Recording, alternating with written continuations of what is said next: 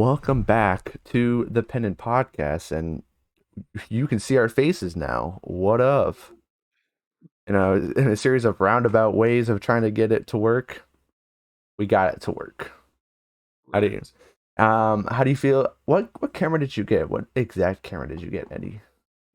That's a good question. I got a whatever one they sell at Best Buy, the Logitech 1080p 30 FPS for $50. That one. $50. Okay. Yeah. Does it? Because mine was called like the C922 or whatever. I think mine's the C920. Oh, okay. I don't know. I I could be actually wrong. don't know what the difference is, but there's a difference. Yeah. But I just know mine was the cheap one that was 1080p. yeah. But today's episode is going to be kind of be led by Eddie, to be honest. This is more his category with things, but it's the art in video games and like just can you tell an audience of five what we're going to be expecting in this episode? Well, audience of 5. Um Basically, I had this thought last week where a lot of people talk about what would you call it? Like the art style. So like there's pixel art, there's cell shaded, there's like realistic, like that's like art styles, like what the game is. Mm-hmm. But what I wanted to look at more that I'm way more interested in is the art that is in the game, not the way the game looks, but what the stuff in the game looks like. So basically, excuse me, um, like for instance, with our first one, which we'll talk about here in a second, um, basically I had Zach pick a big selection of games that he really liked, and I sort of took my art knowledge, and I tried to collect it into categories, and we're kind of going to go through each one and talk about it and like why it looks cool and like a little bit about the art and like some of its history and whatever. So yeah, that's the focus of the episode. I hope you guys find it interesting. It's a little crossover between gaming and the art world, which are very similar and very different at the same time. Mm-hmm. So it's more like we're talking about art direction and like how things are more Yeah, geared to look a certain way. yeah. So like the stuff you would find in the art book rather Yeah. than um, like uh like like what you look at on the screen. Yeah. Okay. Yeah, So, well, before we get into that, let's go with the intros. How you doing today? What's going on? pretty good. I would say I didn't really do much today. I went down to Denver to do some stuff for powerlifting, and other than that, I played Dark Souls 1, the remaster. I've been playing that a Oh, lot lately because I'm determined to beat it because I beat 3 and I beat Elden Ring. So I'm going to beat that game next, and then okay. I'm going to move on to Sekiro. So Oh, finishing the From Software loop. yeah, and I'm gonna do Dark Souls 2 last because everyone says that one sucks ass. So Yeah, I was gonna ask, like, you in Dark Souls 2? What? eventually, but not Okay. yet. And then yeah, other than that, I haven't been playing much. I'm probably gonna install Persona 4. Zach talks about it a lot. And I'm really Yes. excited to play it. Yes. So if I get bored of doing um if I get bored of doing Souls games, then I will do a little Persona break and do that Let's instead. So fucking yeah. go, bro. Yeah, I gave him a quick summary, and here, I'm gonna pull it up right now so like I can like read to the audience, like just like how much like this game like is what it's about. It's like it's from a tweet. It was on Twitter. Nikai underscore NB like sums it up perfectly in my opinion. Persona 4 is literally about how being forced into a literal box and not being able to accept yourself is toxic, if not fatal, to a person.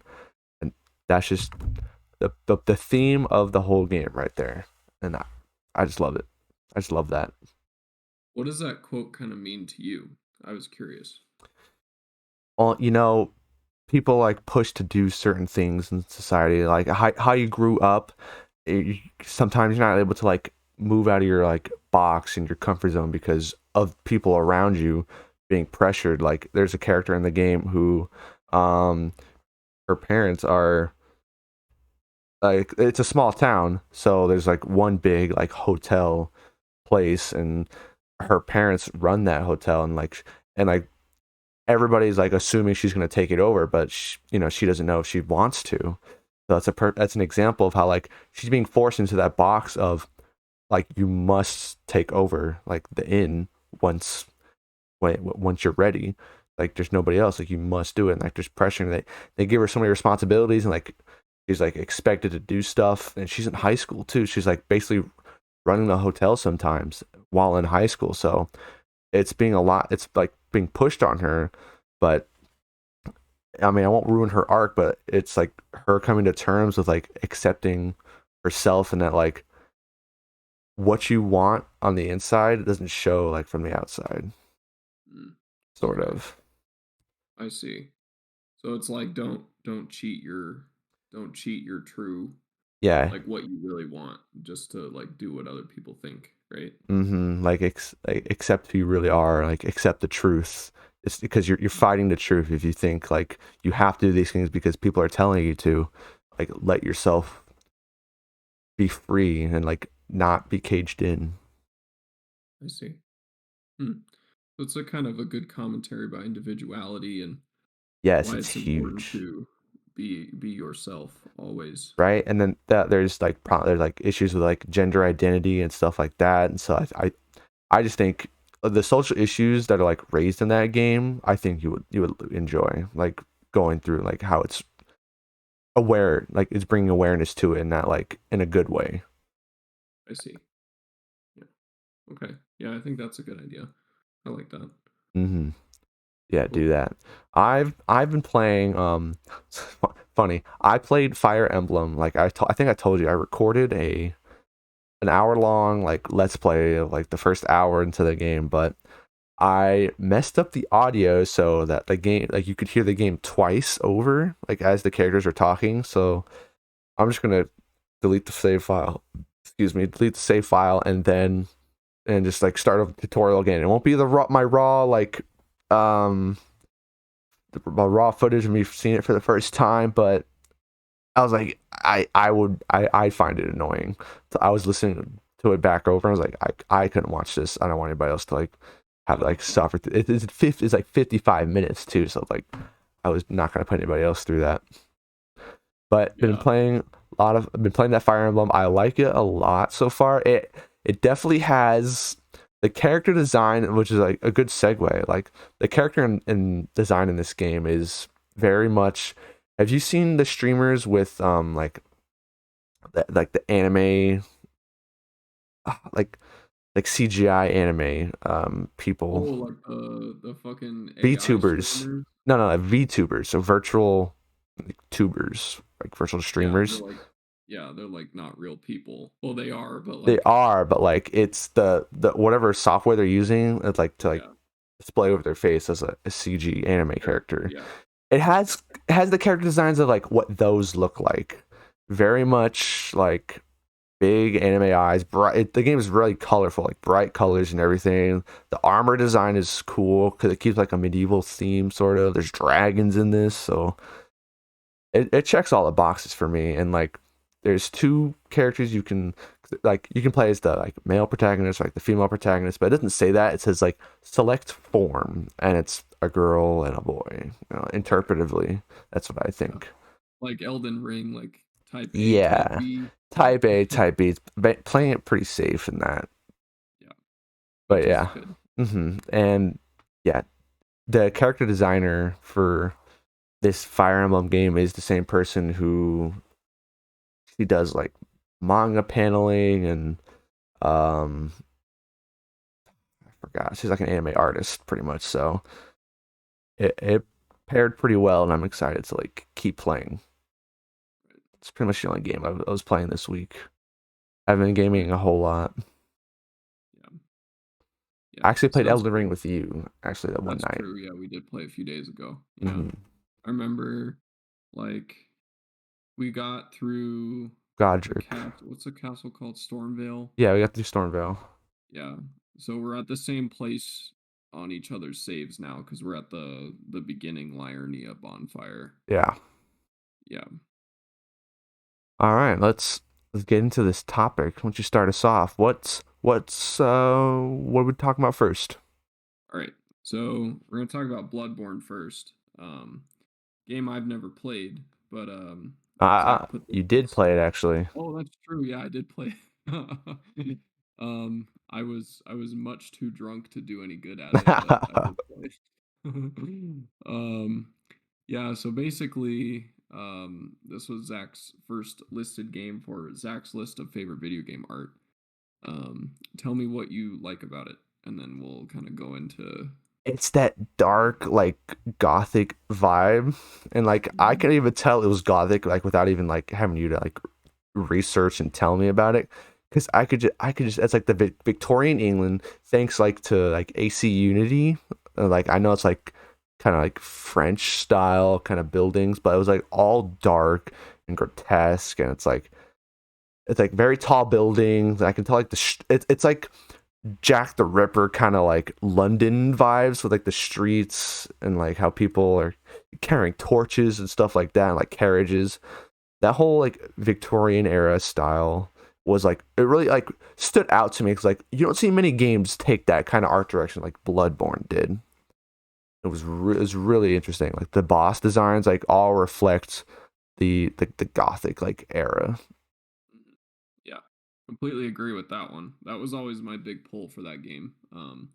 I think it's kind of it's something that's very popular now. I did a little research on this style of art and architecture, and it was sort of ignored and almost like hated for the earlier parts of the 20th century. So Gothic stuff, specifically Gothic revival, which is what Bloodborne imitates a little bit more.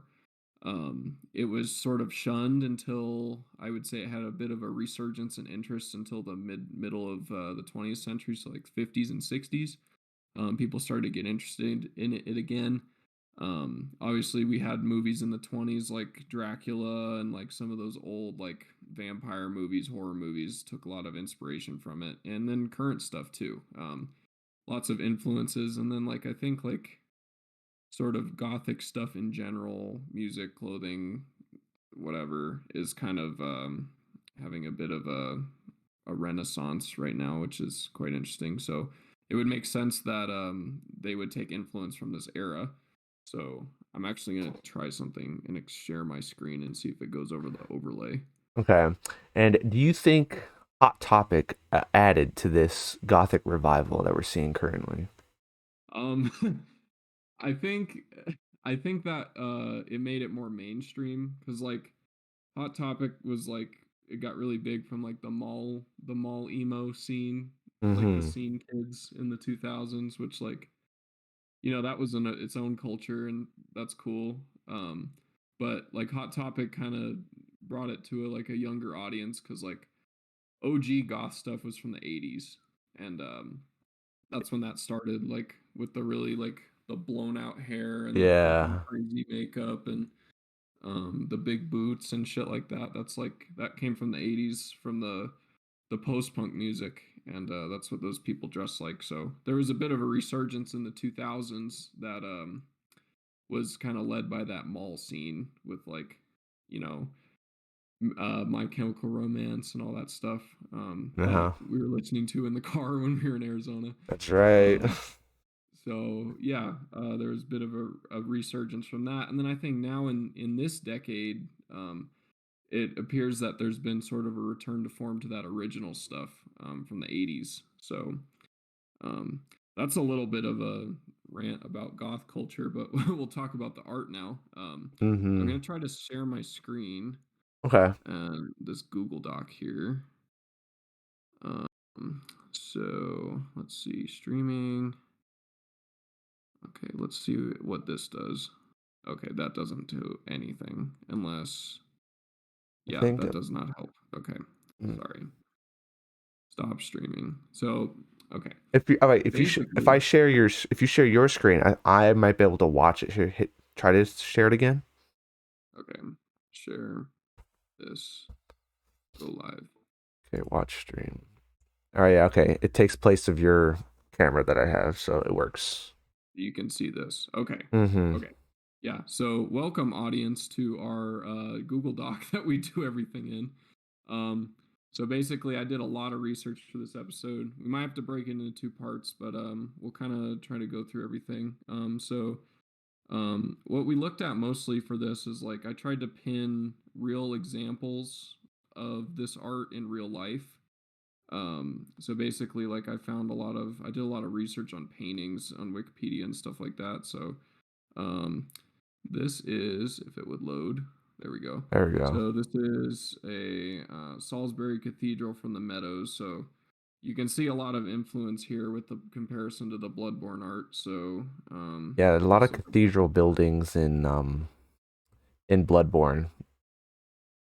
Yeah, Just like walking down the streets, like you can just see. yeah. So I'll use this as a reference image. Actually, hold on. We'll like pull up a good little.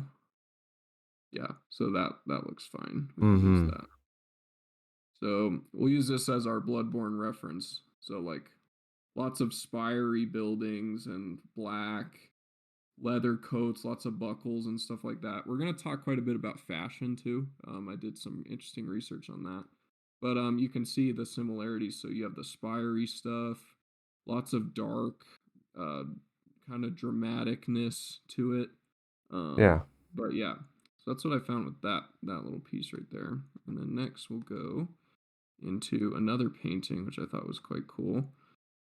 So this is something that sort of accentuates the darkness. So this one's called Nocturne in Black and Gold. So you can kind of see architecture in the back here, but it's Yeah. really starry and dark. But this is all period. This is all art from those periods that this game is influenced by. So Mm-hmm. if we look back here, lots of black, highly dramatic. Things look very, Very intense. yeah, drawn Um, out and has a lot of like intensity.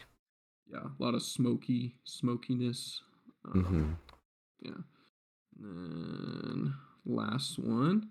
So this is a real building. This is the Cologne Cathedral. This is in Germany. So here Mm-hmm. you get some buildings here that are like taken straight out of Bloodborne. It looks like lots of spires, Oh yeah. lots of intricate sort of jagged pieces, gargoyles and stuff like that. There are a lot of cool pictures of this place. Like this is when it was being built. So lots of spiry stuff. And interesting fact about this building is that they started building it in the year 1200 and they Oh, finished it in the 1880s. So what? yeah, it took about 600 years to build. There are several reasons. I learned about this in art history, but yeah, it took, they didn't finish it for like 600 years. So um, pretty fun fact about that. This cool place. I'll try to find another photo of it. Here's it at night with all the lighting. So Mm-hmm. yeah, definitely you see the influence there with Bloodborne. So yeah. Any comments or thoughts about stuff like that? Um, here, search like because the Bloodborne takes place in a location called Yarnum. So like I want just search up streets of Yarnum. Yeah, Yarnum Bloodborne.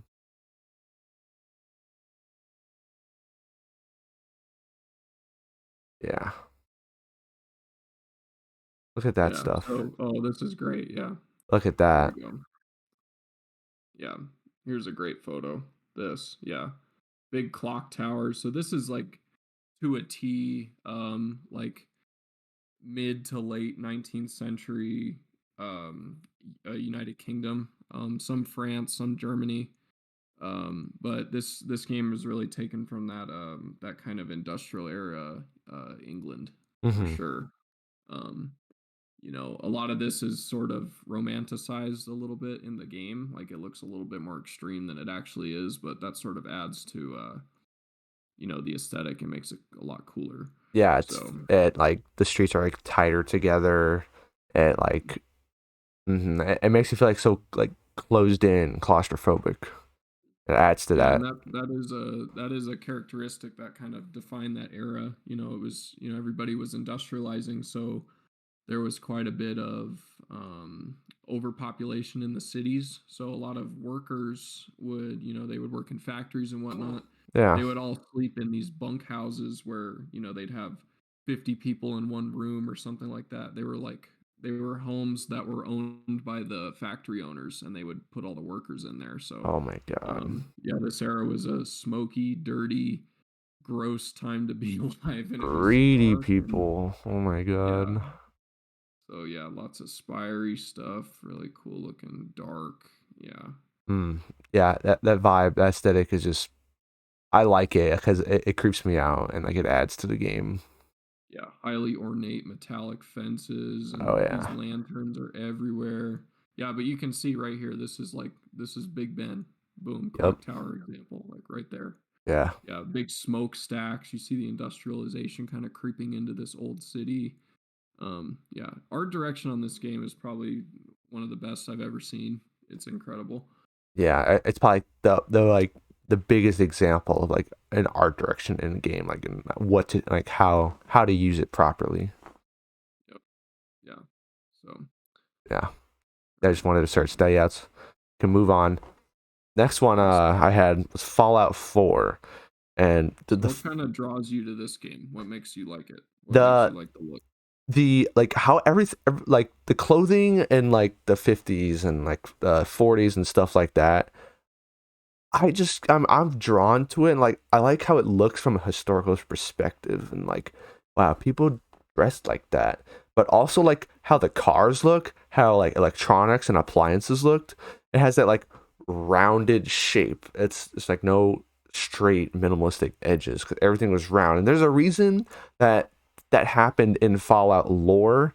Like something wasn't Oh, let me get you back on the screen. Oh, what happened here? I messed up. So we'll get better at this, guys. We're sorry. This is new. Yeah, let's fix it real quick. But yeah, keep talking about that. How do I? Yeah. So What? yeah, with Fallout 4, so like what you're talking There about we with the go. rounded stuff, a lot of that, so specifically like the way things look like smaller, not like buildings. Some of this came into the buildings, but with furniture and small things that were built like vehicles and like motorcycles. A lot of that was kind of the you call it the mid-century modern or the kind of the pop art style. A lot of things were rounder. They looked kind of more. It's Mm-hmm. almost things look like cartoony. Is quite interesting. To like household items were even like that. They looked more plasticky. Some of that was influenced just by the manufacturing of the time. Like plastics were becoming more available, more cheaply, readily made. Mass production of like small things like toasters were really important for the this explosion of the suburbs in the 50s after the war. And you get all of this in this game. So Fallout 4 is like a perfect take on post-war suburbanization with a Yeah. little bit of a kind of a futuristic look. So I will throw my screen back up and we'll start looking at some of this stuff. Mm-hmm. Not this one. All right, pull up what you got for the Fallout 4 All right. stuff. So here we go. The first obvious bit is we're going to talk about post-apocalyptic stuff. Um, My so favorite. I think that's my favorite genre, to be honest. Post-apocalyptic, because like and mixed with different like changes to history, like alternate timeline, like history stuff that happens in sure. Fallout because we deviated in which is still that's interesting because like they kept the 50s look even though the game takes place like before like the bombs fell and everything. The bomb fell in 2077, right? Yeah, that's right. And it still looked like the Mhm. 50s post-apoc like 50s like style. That's it's Yeah, interesting how they still like kept yeah. that in. So that aesthetic, you also have to show the screen because All I'm right, still yeah, go seeing it. ahead. So, I'll yeah, watch the stream. so All that right, here we aesthetic go. that we're going to talk about right after. But that like retaining the old look way deep into the future. Mm-hmm. So, but we'll look at some post-apocalyptic art. This is really all I could find. This piece by Albert Goodwin. It's just called Apocalypse, but I thought it looked exactly like the glowing sea, um, like to a T. Like all the Mm-hmm. trees are blown over from the blast. Like there's fire and like it's dark and Dude, yellowy and that's exactly how it looks. yeah. So I can almost guarantee that this image was looked at by Bethesda and all of those guys at least once when they were making the original um, Fallout 3 when they first got the rights. Yeah, So the license, like, yeah. dude, Fallout 3, like, everything looks blown to shit. Like, the bombs Hmm. must have dropped, like, right next to DC. Yeah, for sure. Yeah. So yeah. Oop, that's huge. Hold on. Oh, we're Good just gonna X example. it out anyway. Okay. So yeah, that aesthetic you were describing a second ago about like how the bombs dropped in 2077, but it still looked like 50s retro-y. It's called retro-futurism. Uh-huh. It's kind of a popular aesthetic in art and film and TV and whatnot. But essentially, like, let me go to the article on it real quick. BioShock has that retrofuturism in it, doesn't it? Yes, that's another example. Yeah, so retrofuturism is it's essentially like depictions of like what it says right here, depictions of the future produced in an earlier era. So like the BioShock stuff, if we talked about that, like if we do as part two on this episode, we'll probably throw in some of mine, because BioShock's one of them for sure. Mm-hmm. But BioShock is if you took the 1920s and put that into a futuristic setting, whereas Fallout is if you took the 50s and put it into a futuristic setting. Okay. Um, so yeah, retrofuturism. It kind of, another example would be like Blade Runner. It's like futuristic, but a lot of the stuff is like looks like it's from the 80s. Mm-hmm. Yeah. There's other examples, but those are the big Mhm. ones. Fallout's a huge one for this, so there's a lot of examples of this in art and movies and TV and whatever. So yeah, um, scooting on from there. So pop art is kind of what you're talking about with the flashy colors and kind of the rounded look of everything. Things looking more Yeah. cartoonish. So pop art is kind of a massive movement, but you get stuff like this.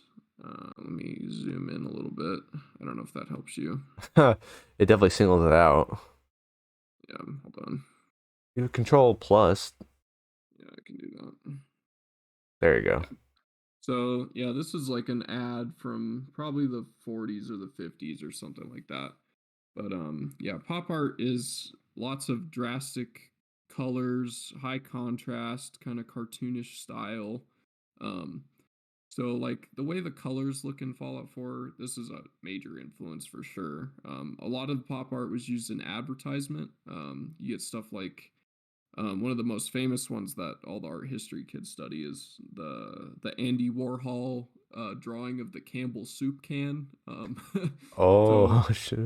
yeah, Let's see it's like that. stuff like that. Lots of advertisement use, which was also giant in the 50s because of the kind of the rapid commercialization Yeah.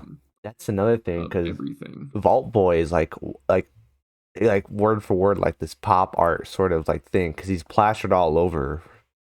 Yeah, And oh yeah, dude, like yeah. like So the the comic stuff.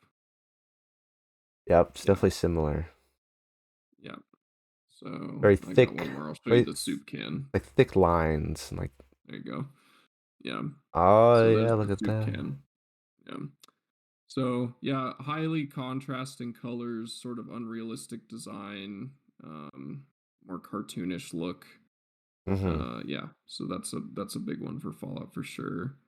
And then for like the way like the furniture looks in the houses and like the way the interiors of this game look, it's totally mid-century modern. So that's its biggest influence. Like you can even see in this chair, like you see chairs Yeah. like that everywhere in that game. Lots of square lamp shades, these kind of couches, Oh, it's even the exteriors everywhere. of houses looking more futuristic-y. See if we can find some other examples here. Yeah, here's some rounded stuff. These kind of windows. Yeah, and then if you look towards in the city in Fallout 4, you get buildings like this guy right here. Um, Yep, there's yeah, buildings like escapes like that that. definitely in the Yep. city. And then furniture. This is a huge one in Fallout 4. They definitely took from this. Really extravagant colors, weird shapes. Even the wood features in the game look exactly like this. Like there's a weapon Exactly, player right yeah. here. Yeah. That So mid-century. that's yeah. So that's like 50s, 60s, a little bit of 70s. And that kind of died out. Um, but yeah, a lot of interesting looking things for sure. It's making like a slight comeback with like record players like now like vinyl Yep. players. That's like coming Mm-hmm. back slowly. Like Yeah. if something gets printed on vinyl, it's like a kind of like a big deal. Like like soundtracks even will get printed like the Persona 4 soundtrack, Yeah. which is amazing. Like Right. if I had a vinyl player, I would instantly like buy that for it. Great Right. music. I pretty much forced Eddie to listen to some of it when he was over here. What did you think of Yeah. that music, by the way? Is that really your thing? I like some soundtracks, but not all of them. I think like that one was a lot. It was too long, and it was all like a lot of it was kind of samey same. Like it could all sound like that, but it can't be like wasn't that album like 20 hours long or something like that? It was The something crazy. on the album, like so, there's like an original. Persona 4 Golden has different songs. Like they recorded like new songs for it, but I can just tell you, like the original Persona 4 is like album. Yeah, Golden. Nope, that's the Golden one. Let me see real quick, and you can go on to the next examples, like Yeah. the link. Yeah, so well, we're done with Fallout 4 at least, so we'll kind of bridge into the next one. The Outer Worlds is almost exactly the same from what I remember and the screenshots I looked at.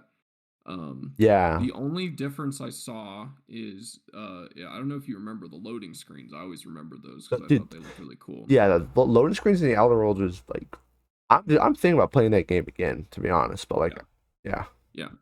So with the Outer Worlds, you get stuff from. So this is sorry, hold on. So this is sort of the movement that inspired the. This is like the precursor to the 50s stuff. So Art yes, Deco, it's like see it looks like pop art, but it's like different. You know what I mean? yeah. It's Um, how do you describe that? It's like there's a certain art style that goes with that. yeah, but yeah. So this would be Art Deco. So but those loading screens in the Outer Worlds are exactly like this. Maybe a little bit more of a modernized version of it, but Hmm. this kind of stuff was massively utilized in the 20s when the economy was just absolutely booming. Advertisements in the 20s all looked like this. We can look at some more examples down below, I think. Even paintings, they were looking like this, like that similar style. You get some examples of furniture in here. The furniture and stuff like that isn't as prevalent in the Outer Worlds, but like it's more of like the cartoonish art style of the advertisements come in those Yeah, loading screens. So let me find it's some like more of corporate those. pop art is like Yeah, what really drives like yeah, the game's like huge on like advertisements and commercialism. yeah. I mean, dude, Mm-hmm. I remember like one of the quests like pretty much just like this like worker, I think like with Parvati, I don't know, but like they were just describing like how shitty like their corporate life is, and like I'm pretty sure you can convince them to like quit their job. Do Yeah, you remember that? yeah. So I don't remember that specifically, but that's quite telling for the aesthetic of the game though, because in the tens and the 20s and a little bit into the 30s before the Great Depression, you had this massive economic boom, but there's a lot of like um, sort of I don't know what I would say, taking advantage of people for getting as much money as you could. That was like a big thing in that Yeah. era. The economy was exploding and everyone was getting rich and it was amazing, but a lot of people got shit on during that. So was it all amazing? Not really. But yeah, this is kind of so the 20s was sort of the beginning of major advertising in America. So this is when people started getting money for the first time. Nobody really had any money before this. It was right after World War One. Everybody's happy. A lot of people are having kids. And yeah, so people are buying stuff. People are buying houses. It's not as big as the post-war boom in the 50s, but yeah, this is like when mass manufacturing, lots of advertising was really big, and to complement that, you get stuff like the Art Deco style, which is all this stuff here. So a lot of high contrast, a lot of bright colors. Bright colors attract the eye, make you want to buy things. There are reasons for all this stuff. It's quite interesting. Hmm. But yeah, here's some examples. And then that Chicago one that I showed a little bit earlier. The architecture isn't as prevalent in the game, but I would say um, it's a good. The Outer Worlds is a mixture of the sort of the pop art, mid-century modern, and the Art Deco, whereas Fallout 4 is almost entirely mid-century modern kind of Yeah, style. I definitely see that, and even like it's the Spacer's Choice, like the moon guy. Like Mm-hmm. it's not quite looking the same aesthetic as Vault Boy, but it's more of like what you were talking about, Art Deco, Yeah. Right. stylish. Yeah. Outer Yeah. So Worlds, yeah, it's um, even in the title. I'm pretty sure, like in like the cover art. Not the quite. font I could see a little bit. Yeah. Definitely the If font. there's any art, we can look at the Outer Worlds. Just the Spacer's Choice Moon logo. That's what it's called. Moon logo. Moon logo. There he Yeah. is. Perfect example. Exactly. Mm-hmm. Yeah. So this is yeah. So a characteristic of the Art Deco style is, so yeah, there's a lot of high contrast, bright colors, but um I think, in my opinion, I think the designs are a little bit more pastelish, softer Yeah. looking. Whereas if you got, like with Vault Boy, a lot of black lines, very striking. Mm-hmm. Whereas this sort of, stuff from the 20s, Art Deco is a little bit softer. It's still cartoonish, but it's not as like intense, blocky, comic book looking. But that's exactly how that style developed. It developed into that pop art kind of vibe. So, yeah. Mm-hmm. So, yeah. Um, we can cut back to my camera. Can you cut back without me stopping the screen share?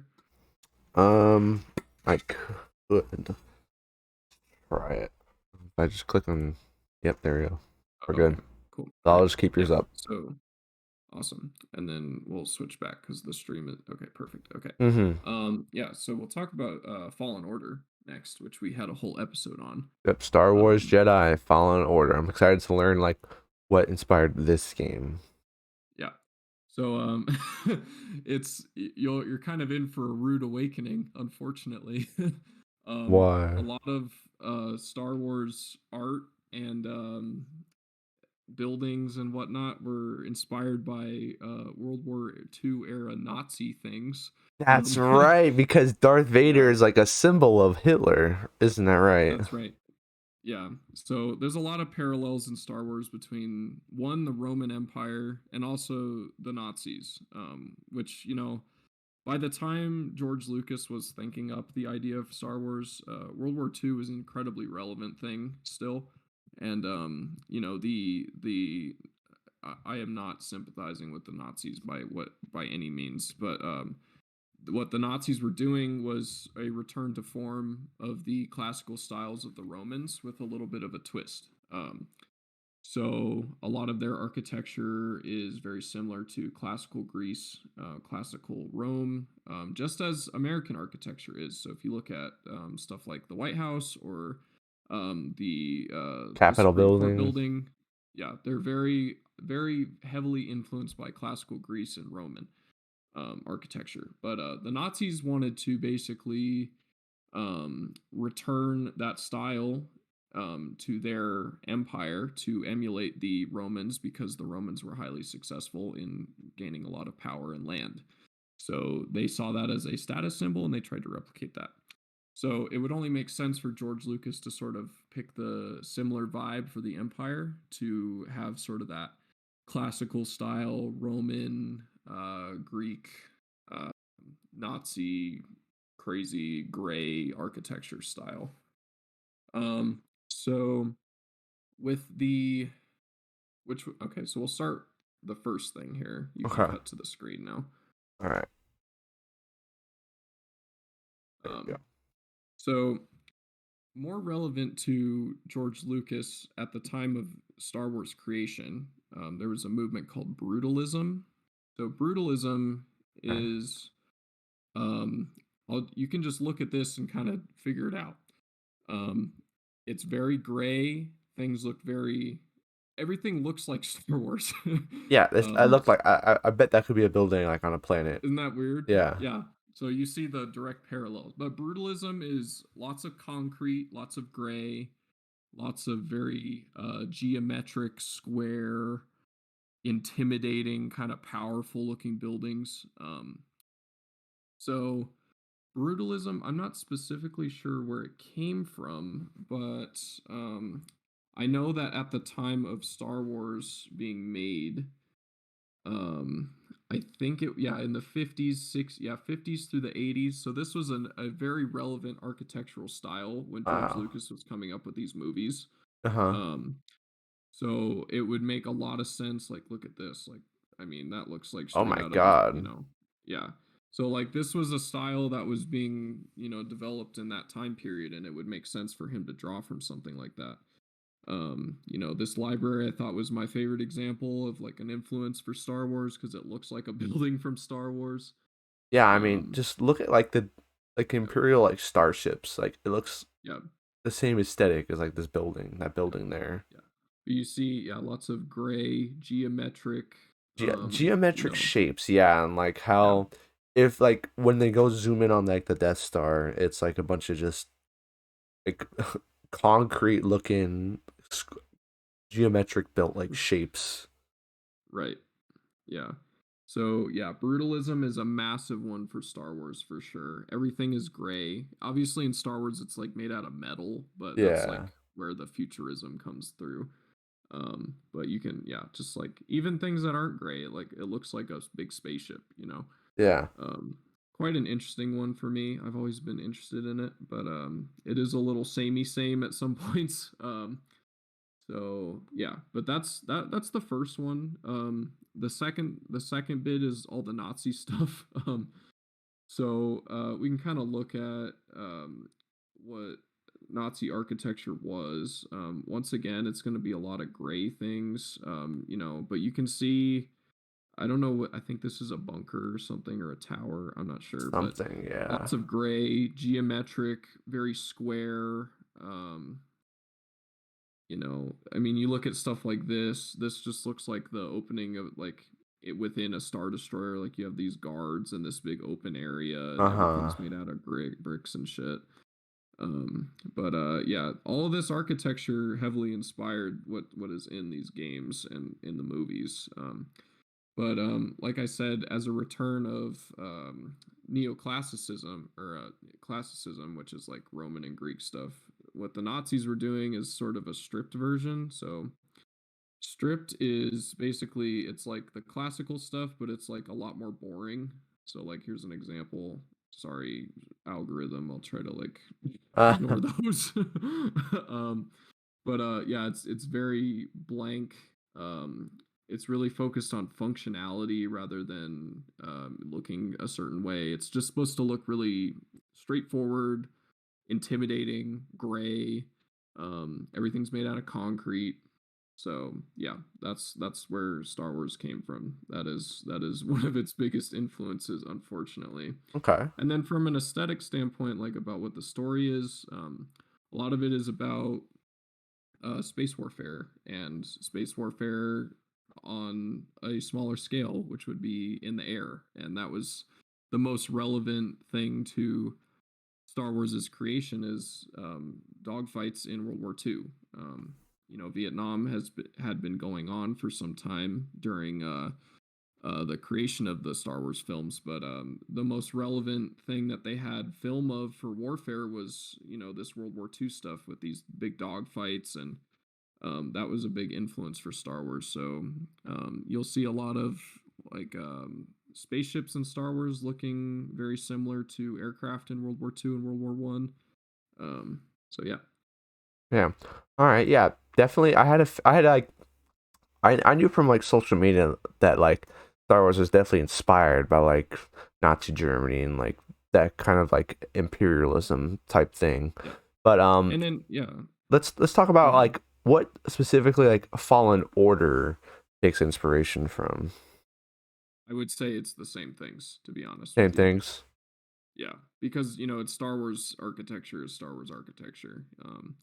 It's gray, lots of gray stuff. If you look at like some of the planets and like I'm trying to think of one. So like Yeah. Dathomir, Yeah. What inspires Dathomir? yeah, That's like a question I'm yeah. wondering.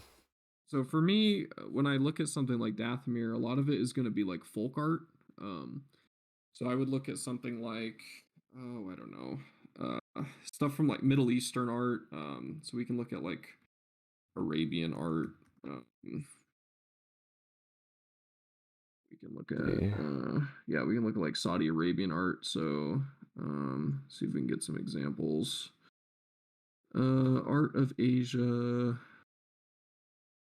maybe Afghanistan. We can see stuff. So yeah, I'm gonna look at stuff like this. Lots of sandstone architecture, highly ornate detail.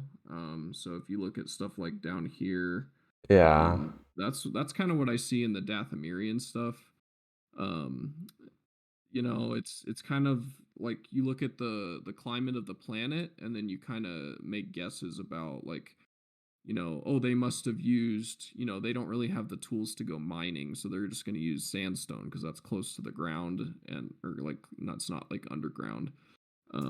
So yeah, I would look at Middle Eastern art, some East African art as well, stuff from Egypt. That would be Huh. like Dathomir. Okay. Some of those big mosques, they're quite interesting. Um, See if we can find any famous ones. Yeah, stuff like this. So like a lot of sandstone, spiky stuff, arches. Um, Okay. yeah, that'd be my best parallel for Dathomir. And then like some of the other stuff, a lot of it I kind of just narrowed down as it's just science fiction art. Science fiction art. Um, Okay. it takes inspiration from so many different things that it's impossible to just put it down to one. You know what I mean? Yeah, it So pinpoints a lot of like stuff. stuff like Zepho. Zepho's the first planet, right? Um, I think it is that, or I think Bogano. Is Bogano the first Okay, planet? Bogano. Yeah, so like that one is like that looks like very prehistoric art, so like Sumerian art, I would say. Sumerian art. Uh Interesting. Let me see that. um so like art of Mesopotamia, so we can find any architecture. See, a lot of this stuff is so old, they don't have many surviving elements Yeah, of but it. like the pottery is interesting because that you Yeah. find some of that stuff on Bogano. Yeah, so like pottery or like the metal doors that are engraved, they kind of look like stuff like this. Mm-hmm. So that'd be like, near prehistoric art. Not necessarily prehistoric because they had writing at this point by the time this society existed. But yeah, stuff like this. Some of the brass and bronze that they were using at this time, a lot of that you can see in the doors on Bogano. Any sort of metal features were kind of that brassy, bronzy look. So Yeah. that takes influence from that for sure. Okay. Trying to think of other stuff that I could find. Architecture from this era was very simplistic, very flat looking. So a lot of stuff on Bogano was very, like it was basically those grass hills on top of the white, like that white Yeah. stone stuff. Mm-hmm. Yeah, that's kind of just like what it would look like. Very simple. Okay. This is like remains of structures. There's not much to look at. Yeah. It's so old. It's hard to tell what it One might be. yeah, one more and we can move on from Fallen Order. Like what do you think inspires the world of the planet of Kashyyyk? Um, Well, the imperial structures, like the metal stuff, is definitely the brutalism for Yeah, sure. but how Um, the Wookiees live, and like the Wookiee structures and stuff like that. yeah. Because I know in Knights of the Old Republic, you go to the Kashyyyk, and you can go to like the under, because usually you're in like the tall tree areas of Kashyyyk, but like in KOTOR at least, you go to like the depths below Kashyyyk, and it's very dark and muddy and stuff like that. But how they live like around the environment and not like Mhm. Yeah. like I would going say through it. um I can't think of a forest example, but I can definitely think of a More native like art. yeah, so definitely Native American for sure. I'm sure there's some Asian stuff that I can't think of, but like It has to I be don't. like I'm some. trying to remember I think some others. it's combining fantasy with it too, because elves sort of live like that, like wood elves. It reminds me of like Yeah, wood elf culture. yeah. Um, I gotta remember what these are called. Yeah, cliff dwellings. That's what they're called. So, this would be an example of humans living around the environment. So, um, yeah. So basically, this is in Colorado, by the way. Oh yeah, Um, that looks so they cool. they basically built a city inside of this cliff. It's quite interesting. But I've been here also. But you see these holes in the ground? Yeah. That's the house. So like you go down on a ladder in here, Oh, and then there's like a interesting. room. Yeah, it's very They cool. they lived like that during sort of like the Roman times, right? Am I thinking that like Um, Greek? I don't know how old this is. We can look at it. It's called Mesa Verde. Let's look. But yeah, houses without like roofs, you walk like down into. Those kind of houses are Yeah, cool. I used to know the name for that. I can't remember what they're called anymore. Um, let's see. Yeah, but yeah, so like the same thing with like that some of the Zepho artifacts and stuff, they could be comparable to Native American, Mesopotamian, African art, stuff like that. Um Let me find these cliff dwellings real quick. Yeah. So um yeah. So here, yeah. And definitely like some of the Dathomirian stuff could be equated to some of this, like Yeah, sort that of too. native or traditionalist, like human living, really old stuff. Um, yeah, the pottery. Yeah, I would say all of that for sure. Okay, yeah, for sure. That's I'm really not sure of interesting any. though. I'm not sure of any art that or architecture that involves humans living around forestry. Because L- we don't have trees like that big. You know what I mean? Yeah. Um Like we I, have there's tree houses, like humans live in tree houses in the old days, yeah. but like I think I'm like positive like Kashyyyk is inspired from like more fantasy stuff than more like yeah, what we yeah, do in like a real yeah, world setting. right. Yeah. It's an exaggeration of real world things, which is always yeah. So that's why I kind of put this sci-fi thing at the bottom. Like some of it like Mhm. it's either like super made up or like it's like taken from so many influences it's hard to say, you know. Yeah. But Yeah. yeah, that's very interesting. Like I was always loved Star Wars and how it looks and stuff, and like they draw from a lot of different things. Right. Awesome. What's our next Doom, right? We're talking about Doom next. Yes, Doom. Yeah. So, the big one I'll say right away is a lot of Doom is like fantasy, sci-fi art, kind of like with the Star Wars stuff. Like I can't put all of it into a box, but I definitely can put some of it. Mm-hmm. Um, so big themes with Doom are Satanism and Christianity. That's massive. There are some Gothic influences as well. There is a little bit of medieval stuff and some classical stuff as well, and we'll kind of talk about all that stuff.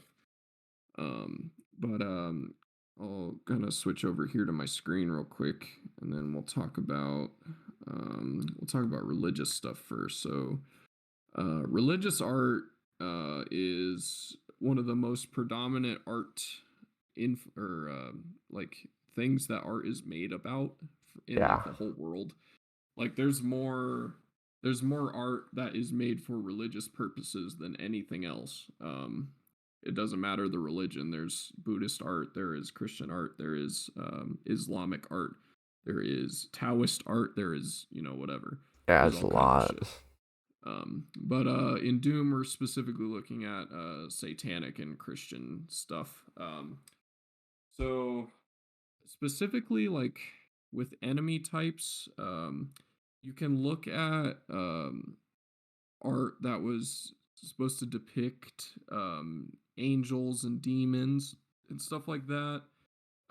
There's so many examples. I just picked something really simple. A lot of wings, but in addition to that, like you get a lot of really grotesque looking, horrific things. But that's where some of the sci-fi fantasy stuff comes in. There are very few examples that I could think of or find where you could find something like a cacodemon in art that Yeah. was made in this era. You know what I mean? Yeah, I think because another thing we could talk about in like a later episode, Bayonetta. Mm, yeah. And Bayonetta like relies heavily on like the like an like quote unquote accurate, where's the camera, accurate version of what like the biblical version of like an angel is supposed to look like. So like Right. if you go ahead and just search like biblical angel, like biblically accurate angel. Yeah. So we're gonna have to look through because there's so many different interpretations of what angels look like in the art world. It's kind Yeah, of I'm gonna look it baffling. up too. If I just look up biblically accurate angels, 'Cause yeah, I it's know like they the look first. horrific. I know. Yeah, and like I feel like like loosely draws from like what a cacodemon's supposed to look like. Right. Yeah. Yeah, yeah. Look up biblically accurate angels, like just a Google search, and tell me like the cacodemon does not draw inspiration from that, like loosely. Oh yeah, definitely for sure. Look at Some of those this different stuff. ones. Yeah, Yeah. Find the photo. Here we go. Yeah. So yeah, stuff like this, like really jumbled, like unnatural looking things for sure. Um, yes, holy like we things. have, yeah. So yeah, but most of the time, finding finding this kind of like accurate version of stuff, it's it's not as common as like in the art world. You get stuff like the Sistine Chapel ceiling, where everything is like pretty and it has wings and like da da da. Um, it wasn't until the Romantic period where things started to get a little bit darker, and they would sort of depict things in a different way. Because by the time Romantic period comes around, you're sort of very well into the age of reason. And people are less dependent, and also they don't 100% believe the church is like the saint of everything all the time anymore. Mm-hmm. So like I'll show you an interesting one that I just thought of. So Francisco Goya, he has a very freaky looking painting I will show you. I hope it's in here. I can't remember what it's called. Uh, but yeah, so this is Romantic era art. It's a lot darker. Mm-hmm. It shows more intense scenes, like this is a massacre. Let's find, yeah, here we go. Oh God, So yeah, so this is pagan art, which is pagan. Yeah, similar to this is religious art.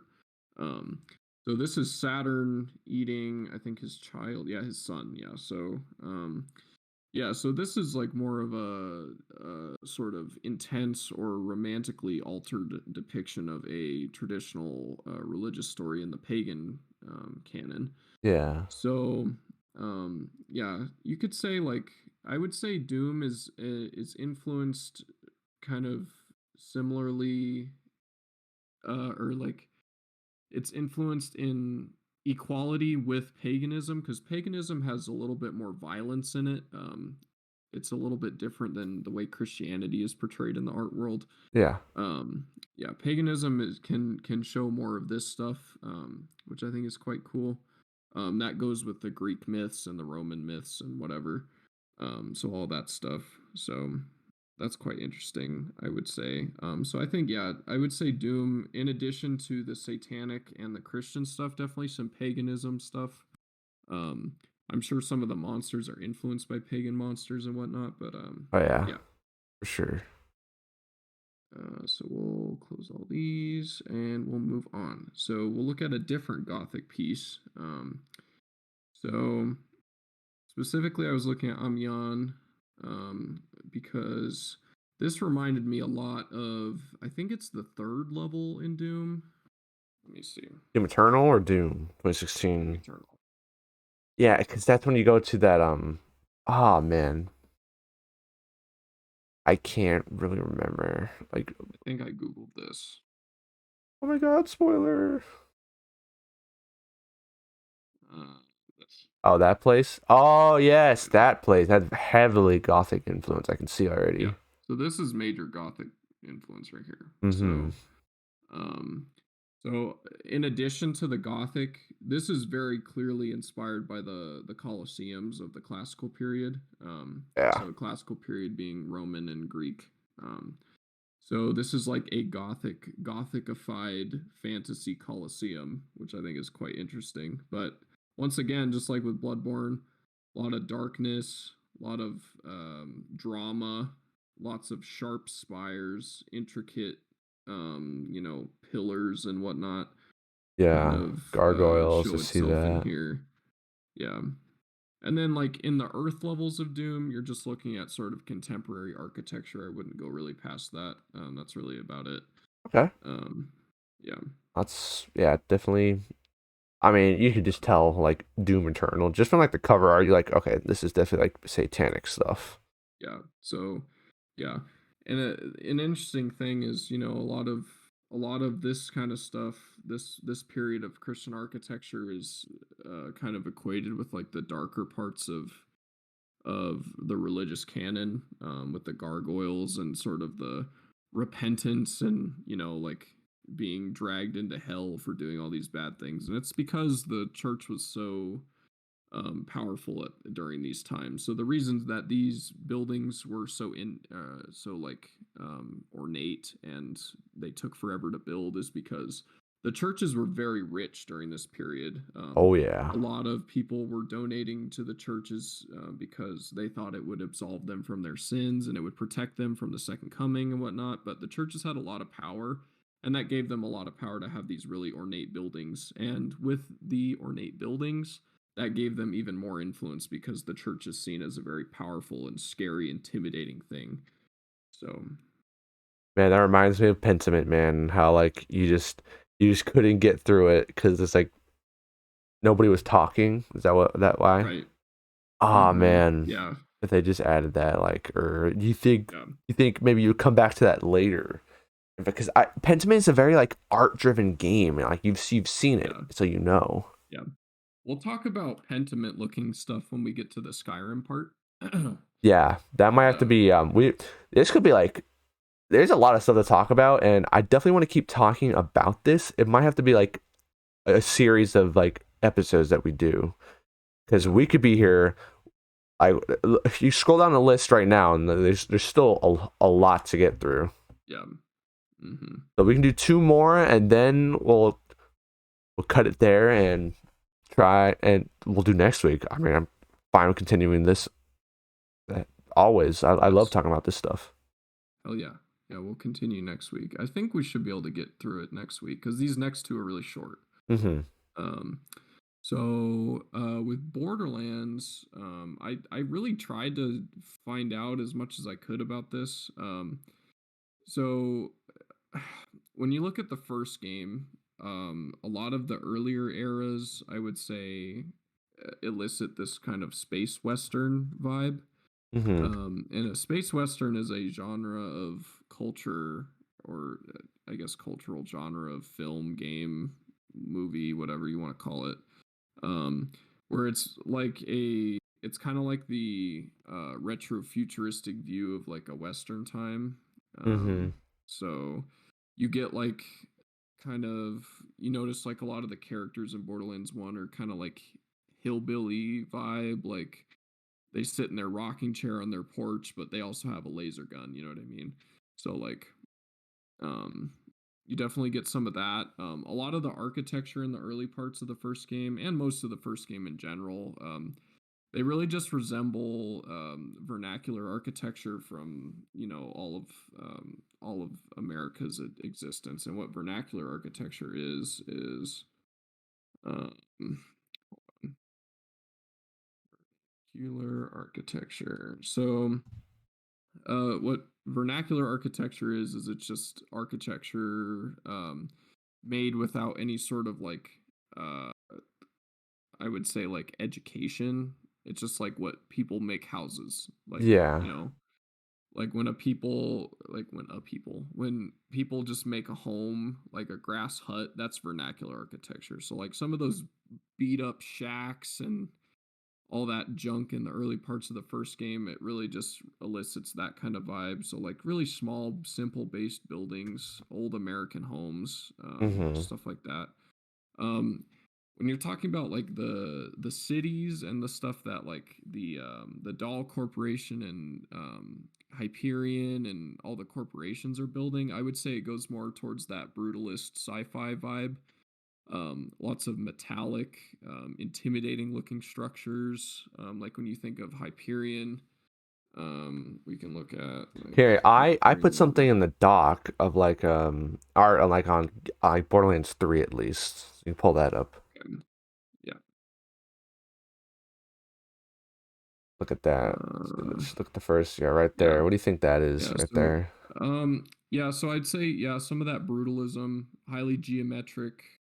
It's a little bit more colorful, but I would say the brutalism's more about the shape than the color. Mm-hmm. Um, in terms of like the color and that circle thing in the middle here, and also these awnings, I would say that's kind of like a mid-century modern, or yeah, um, maybe a little Art Deco. Um, Something like that. Yeah, like gold metal accents around glass, giant metal shapes and structures like that were big in the 20s, especially with the sculpture art in the 20s is very like um very, oh my god, it's like I don't know how I would even describe it. Like we can kind of look at Art Deco sculpture, maybe we can get an idea. Art Deco sculpture. Okay. Uh, let's see, sculpture. Yeah, so like this kind of stuff, like this is New York City to a T. So like big metal Oh. things like this. Uh-huh. Yeah, I would say that's probably the influence for that. I could be wrong. But that's the first thing I thought of when I saw that. Yeah. And then like the symbolism and the spacey vibe, that's I would say is just science fiction. Just Mm-hmm. taking a lot of different stuff from a lot of influences and making it space agey. Yeah, Space Um, Age it definitely has that like post-apocalyptic but like futuristic post-apocalyptic with a science fiction yeah, twist. right, for sure. Yeah. And then other than that, that's really all I could get out of Borderlands. It doesn't take very much from like human stuff. It's more just like fantasy. It has some influence, but obviously it's just not that much. Yeah, definitely interesting. I was waiting to see like what Borderlands was about. I had a general Mm, idea. I have a general idea about yeah, all of these, but definitely yeah, loved learning more. yeah. When you kind of look at most sci-fi stuff, it's most of it's influenced by Star Wars. I can't lie. Yeah. Um, so if you pretty much everything since the mid 70s when the first Star Wars came out that was sci-fi has been relatively the same Hmm. in terms of what it's influenced by.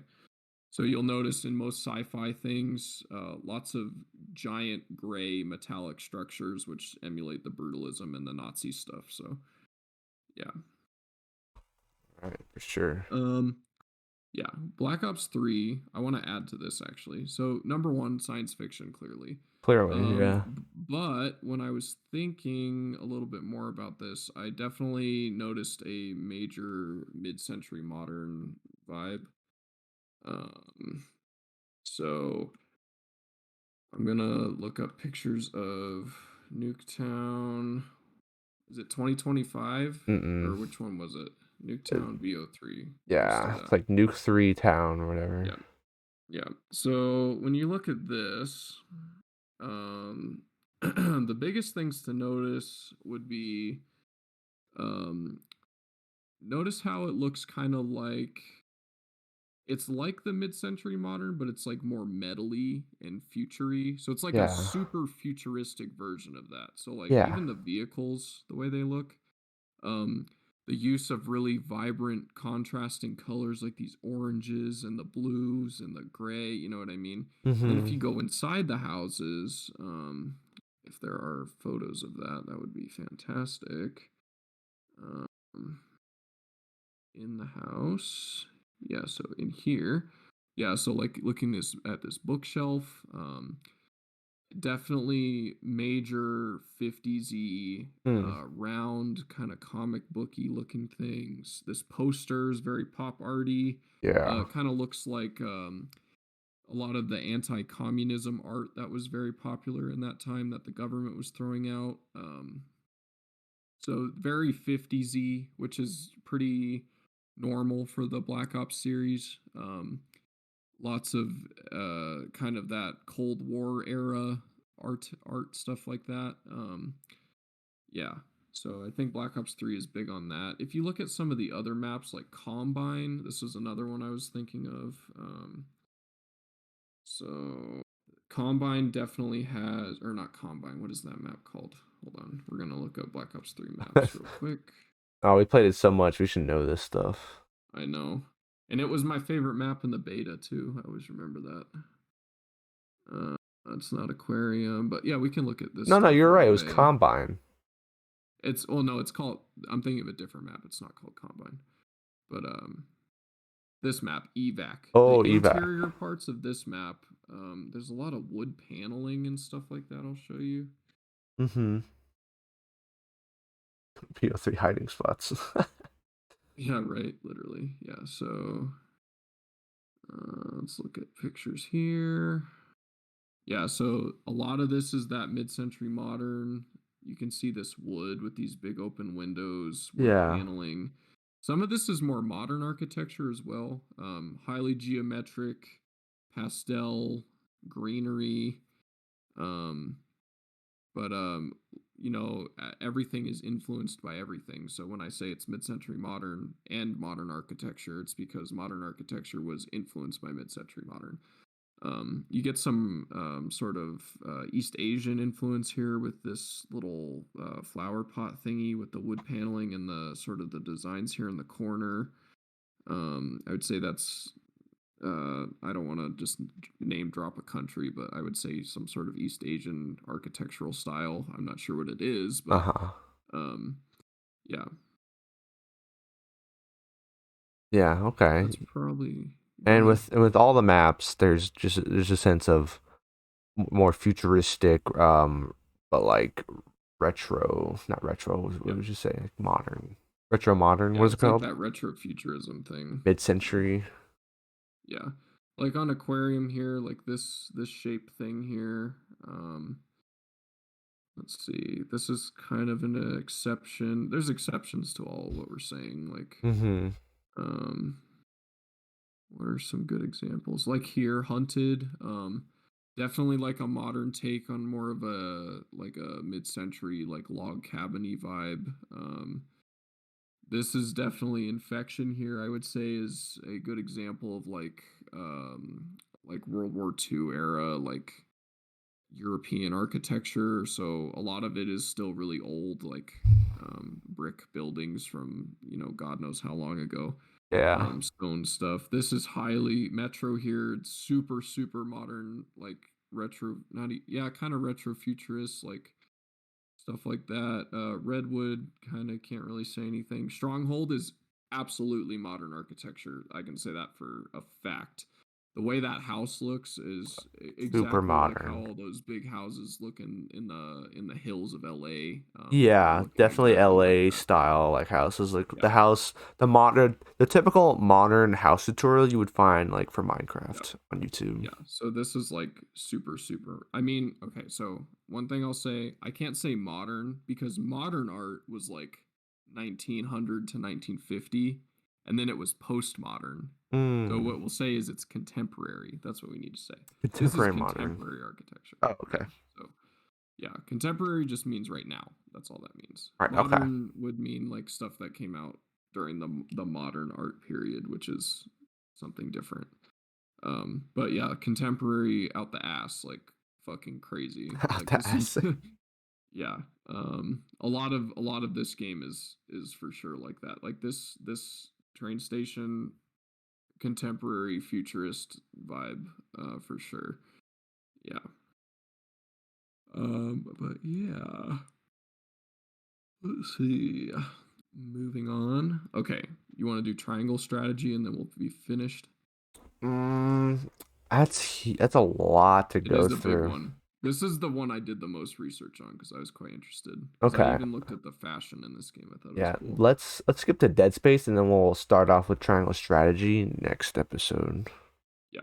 So Dead Space again, hella basic. It's like the Star Wars brutalist, everything that we talked about there before. Lots of metal, lots of gray. Um, that's about all I could get for you, unless you can think of other examples. I'm gonna look through stuff like that. Oh, like this screenshot here, ArtStation, the same website actually. So I'm gonna link this. Wait, this isn't actually Dead Space, is it? No, I don't think this is Dead Space. No, this is something different. Oh, what the frick? Um, what's that weird game that came out? That I Calypso?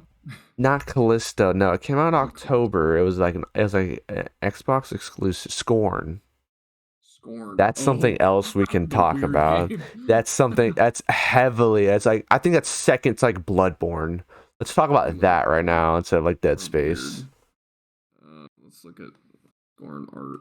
Hold on. Okay. Um. It's Wow. one guy. It's one guy's like specific art style that this is like drawn from, and I'm H.R. Geiger. That's who it is. Hmm. Oh, okay. It's from him. Yeah, it's tat for tat. Like it's his Yeah. artwork that's like inspired this Mhm. game, and H.R. Geiger, like his art, he made the art for like the xenomorphs in Alien. Yeah. Hmm. Okay. Um. For this guy, I want to see a bunch of his stuff. Hold on.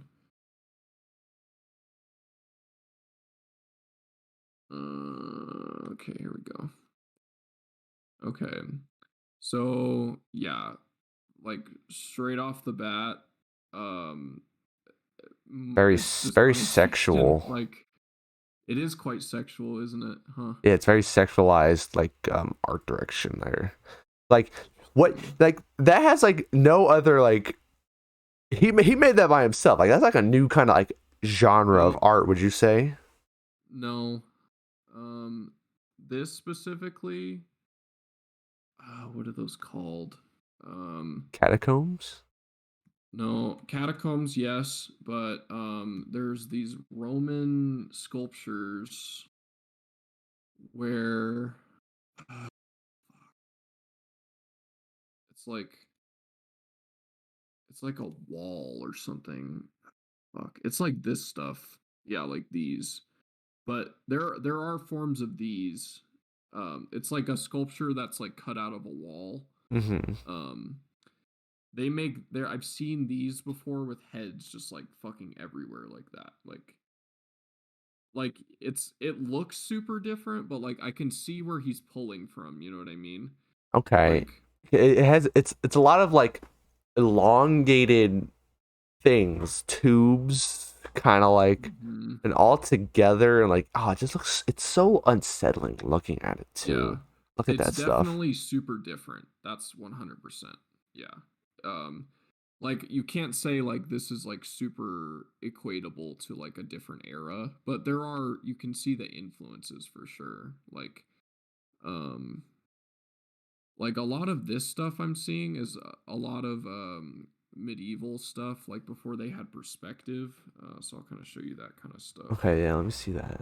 'Cause I'm always Uh interested because like, where did H.R. Geiger like come up with this stuff? Like, what inspired him to like make these grotesque, sexualized like art pieces? They're so right. interesting. Yeah, the sexualized stuff, I think that's just his vibe. I don't think like there's not really a period of art that was characterized by everything being sexualized. Like there is sexual art, but it's not like everywhere, you know what I mean? There wasn't a period where like everyone was making like sex art, you know what I mean? Yeah, Um yeah, so this kind of stuff, this is what I'm thinking of. So when I see something like this, yeah, so it's art without perspective. It's just a flat thing. A lot of that was really popular in the medieval era, where it's just like a flat scene. Let me find, yeah, like these. Um, yeah. See how kind of unnatural it looks, very similar to how unnatural his look. Um, Mm-hmm. I can see that's the it. biggest similarity I can think of. Um, let's I want to say find, like, yeah, like, yeah, images of like that. I want to say, um, it gives me gothic, sexualized yeah, cyberpunk sort of mm-hmm, vibes. yeah. Yeah, I think there's quite a bit of medieval influence to his art personally. Just by the way that there's a lot of lack of perspective, and Yeah, like a flat scene. it's very Um, dark and shaded. yeah, it is weird, for sure. But yeah, I definitely would say that medieval is a big influence for him because there's perspective in this piece. I can see it back here, but like um I would say yeah, medieval for sure. And then like, sci-fi is sort of a newer medium to work in because it didn't really start until like the 20s, you know. Yeah, Um dude. Like, what is it? Metropolis. That was like the first like big introduction to like, I want to say like yeah. sci-fi stuff. It was like 22 or Like what something. we 29. like in a modern sense like sci-fi is very new. Like so this kind of stuff is like kind of its own movement, you know what I mean? But it does pull from definitely medieval. I'm seeing that like straight out the Straight bat, up. you know what I Okay. mean? Yeah, like this, like to a fucking T. Like if I could find the things that I'm thinking of, like for sure. Um, it's just the all the pieces they did before they knew how to draw in perspective. Like hold on. So like early Middle Ages. Let's find some paintings. Yeah, like this stuff. You see how there's no perspective? It's just kind of like Yeah. a flat plane. Yeah, I see that like fucking straight off. Like, Mm-hmm. like you can't tell how far away that wall is or like how any of these pieces are jutting out. Like Yeah. this one, there's definitely perspective because you can tell that the legs are like different, sections apart. Um, yeah, this is definitely a weird style though. I did not know about this guy. Yeah. That's like Scorn is like that's like his art, his game. His art is like that game. It's like the whole Real. bias from it. Yeah, it's quite interesting. Very weird. I would say the gothic stuff for sure, but like I said, or like I didn't say, I should say, the gothic period was in the medieval times. Um, so Makes sense. what Okay. Bloodborne is more of the gothic revival when it was more extreme, but like Mm-hmm. the gothic period was um Gothic architecture. So yeah, 12th to 16th century. So it was a very long time ago. It was in the medieval ages. So essentially, like everything before the Renaissance was medieval. Anything before medieval was like ancient. So Mm. Okay. or classical, excuse me. Oh, Anything before classical. classical was ancient. So Yep. But yeah, Gothic stuff and medieval stuff are very similar. So I could see why the darkness and the kind of the highly ornate, kind of spiky looks to everything would Uh-huh. draw from that. Yeah, I definitely wanted to ask you about that because that's definitely like an interesting, Yeah. definitely interesting. It's super different, but I can see where it came from Okay. in a way. Yeah. Yeah. All right. Well, we'll cut it off there. I'm definitely interested to talk more about like the art and like I think I'm gonna name this episode like the art in video games and what inspired it. You think Yeah. that's like a good title? Like, I do. no, about Yeah. some title. That's good. Mhm. Okay, good because that's kind of like what I was like. That's what we were talking about. Really, is like we're going through each game and like seeing which like what inspires this Like and what it just came from, yeah. and having discussion about it. Yeah. Yeah, so that's definitely what I'm gonna be naming this. So, dude, Eddie, thank you. You were main guy on this episode, and probably gonna be on the next part, and probably a third part, honestly, because Yeah, low we key. we still have games like that you want to talk about. Yeah. There's not that many more, but there are a few. Okay, yeah, definitely we can try to split it up because So we can just you covered some of the ones that I was gonna say. okay, yeah. If not, I could definitely find some more examples. Yeah. But well, what did you think so far? How did it go? Being the art Um, connoisseur. I I supremely enjoyed this. I really liked this episode. It gave me a chance to rekindle my interest in art history. And I very much enjoy reading and teaching about it, and I hope I was informative.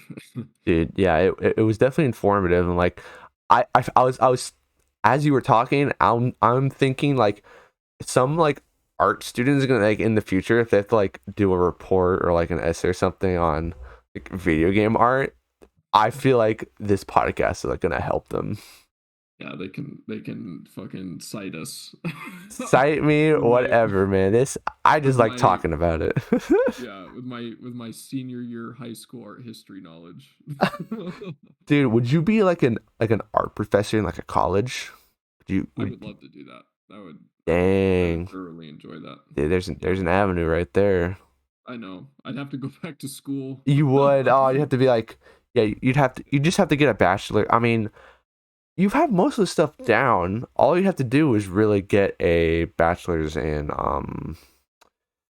some level of teaching. It's like there's elementary, but then there's one above it, secondary. Just get a Yeah, secondary, secondary education. yeah, and then you could at least teach at like the community college. Oh, actually, I think college level, I think you might have to get a master's to, Probably. like That would make to sense. teach at that. Yeah, but like high school, you can. I mean, if you want to teach in high school, that's. I mean, you Yeah. just got to pick and choose the high schools. But I think you would definitely enjoy Yeah. doing that. Yeah.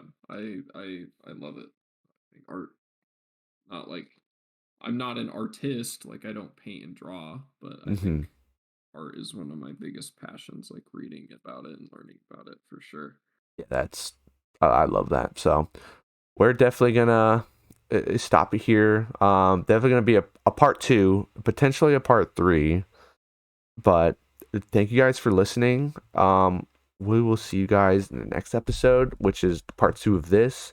And then after that, we have I scheduled it with Ishan to do a God of War Ragnarok's like spoiler cast, spoiler cast thing. We're just talking about everything with the game, what we liked, what we didn't like, things like that. That'll be so shit. What I think what episode is this? Is this 24? 24. I want to say it's 24. I think it's 24.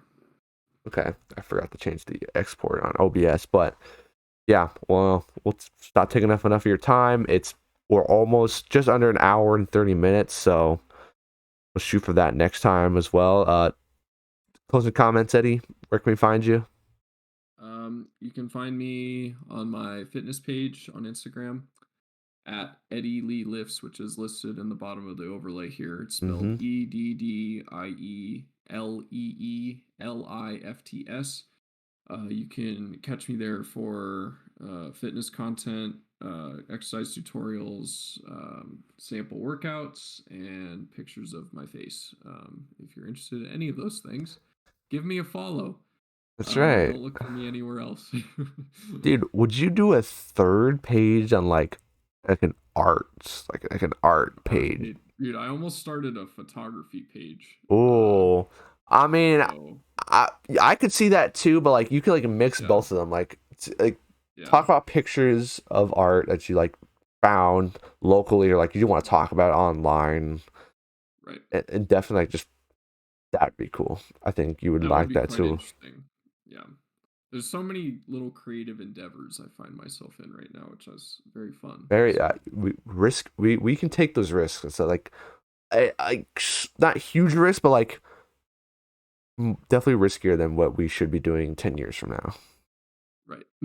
For sure. So yeah, you find me anywhere is pen and pant. It says on here Twitch.